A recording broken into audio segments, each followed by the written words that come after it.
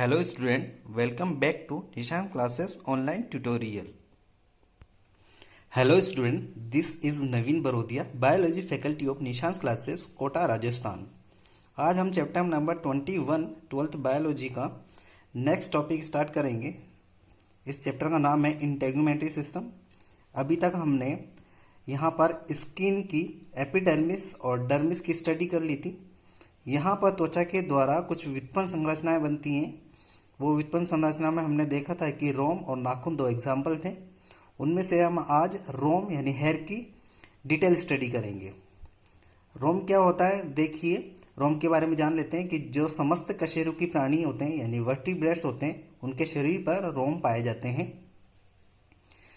रोम स्तनधारियों की अगर बात की जाए और स्तनधारियों में भी अगर मानवों की बात की जाए तो मानवों में त्वचा जो है, उस त्वचा के अंदर तलवा है, हथेली है, निपल है, क्लाइटोरिस है जो कि मादा जननांग का एक भाग होता है, फीमेल सेक्स ऑर्गन है। इसी तरह ग्लांस पेनिस या शिश्नमुंड जो कि नर जननांग का एक भाग होता है। इन समस्त जगहों को छोड़कर मानव के समस्त शरीर पर रोम पाए जाते हैं। रोम की संरचना की बात की जाए तो रोम को हमने 3 भागों में बांटा गया है, जिनसे मिलकर रोम की संरचना बनती है। आइए देखते हैं कि रोम होता क्या है। इसके पहले बता देता हूँ कि रोम जो है वो हमारी त्वचा में एपिडर्मिस और डर्मिस वाले भाग में स्थित होता है। आइए इसका डायग्राम देखते हैं। यह है हमारी त्वचा का डायग्राम, जिसमें ऊपर ब्राउन कलर का जो है स्तर उसे बोलते हैं हम एपिडर्मिस, पूरा वाला है, और पिंक कलर का है वो है डर्मिस। तो यहाँ पर देखिए कि रोम जो है वो एपिडर्मिस और डर्मिस वाले भाग में ही होता है, न कि हाइपोडर्मिस वाले भाग में। तो ये है रोम की संरचना जो कि त्वचा के अंदर इस तरह से धंसा हुआ होता है। तो आइए हम लोग रोम की डिटेल स्टडी करते हैं। रोम को मुख्यतः 3 भागों में बांटा गया है। रोम पुटक यानी हेयर फॉलिकल, रोम जड़ यानी हेयर रूट, और रोम कांड यानी हेयर शाफ्ट। हेयर शाफ्ट को फिर 3 भागों में बांटा गया है, जो कि हम लोग बाद में डिटेल स्टडी करेंगे। अभी हम लोग पहला भाग लेते हैं, रोम पुटक या हेयर फॉलिकल। तो हेयर फॉलिकल होता क्या है वो देखिए। त्वचा के अंदर हेयर का जो पहला भाग है हेयर फॉलिकल यानी कि रोम पुटक, वो केवल डर्मिस में उपस्थित वाला रोम का भाग जो होता है उसी को हम लोग बोलते हैं रोम पुटक या हेयर फॉलिकल। ये याद रखिएगा, केवल डर्मिस भाग में यानी कि चर्म भाग में उपस्थित रोम का भाग हेयर फॉलिकल या रूट यानी रोम पुटक कहलाता है। रोम पुटक की जो बाह्य भित्ति होती है वो 2 स्तरों से मिलकर बनी होती है। ये 2 स्तर कौन कौन से होते हैं? एक आंतरिक स्तर होता है, एक बाहरी स्तर होता है। जो रोम पुटक की भित्ति का आंतरिक स्तर होता है वो एपिडर्मिस से परिवर्धित होता है, यानी एपिडर्मिस के द्वारा बना होता है, और इसका बाह्य स्तर जो होता है इसकी भित्ति का, वह डर्मिस से बना होता है। तो यह याद रखिएगा, 2 स्तर पाए जाते हैं। तो आंतरिक स्तर जो है मैं यहाँ पर दिखा देता हूं।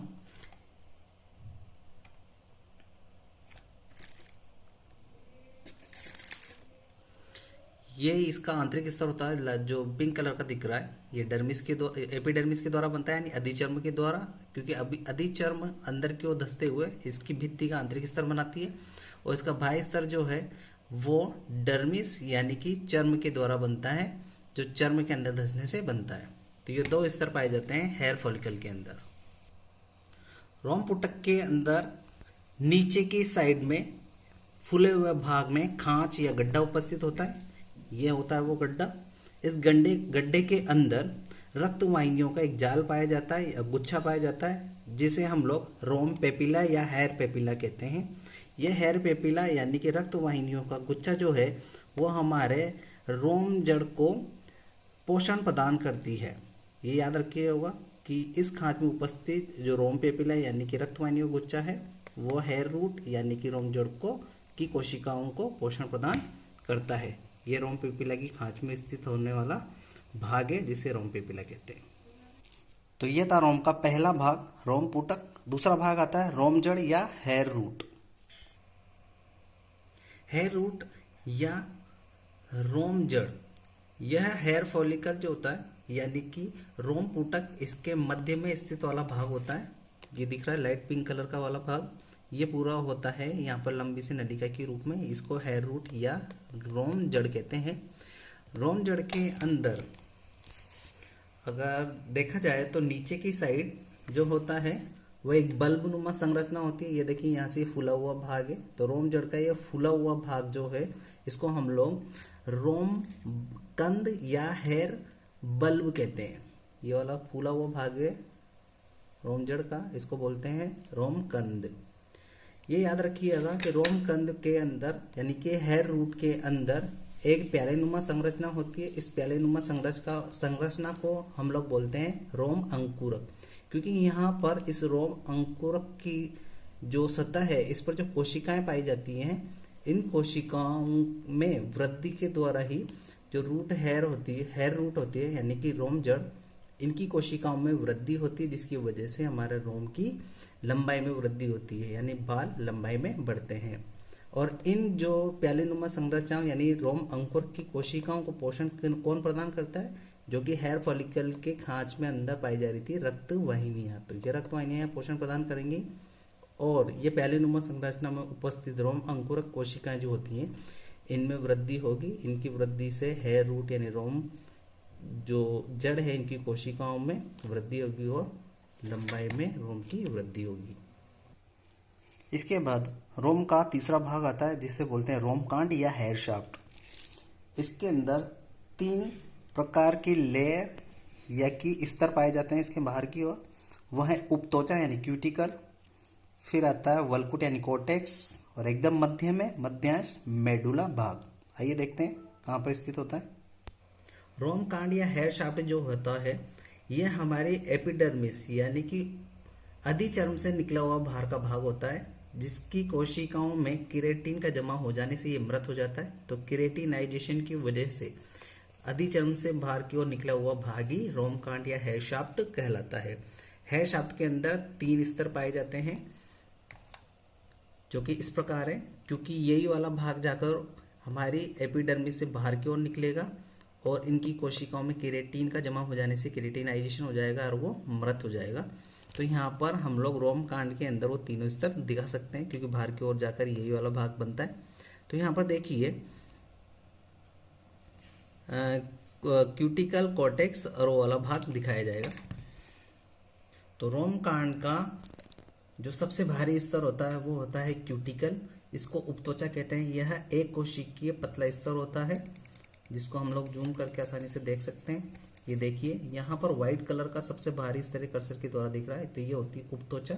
उपत्वचा के बाद सेकंड स्तर आता है जो कि लाइट पिंक कलर का यहाँ से यहाँ तक का स्ट्रक्चर दिख रही है।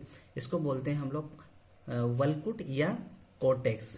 ये याद रखिएगा, कोर्टेक्स वाले भाग में ही मेलानिन वर्णक पाए जाते हैं, जिनकी वजह से हमारे जो बालों का रंग है वो काला होता है।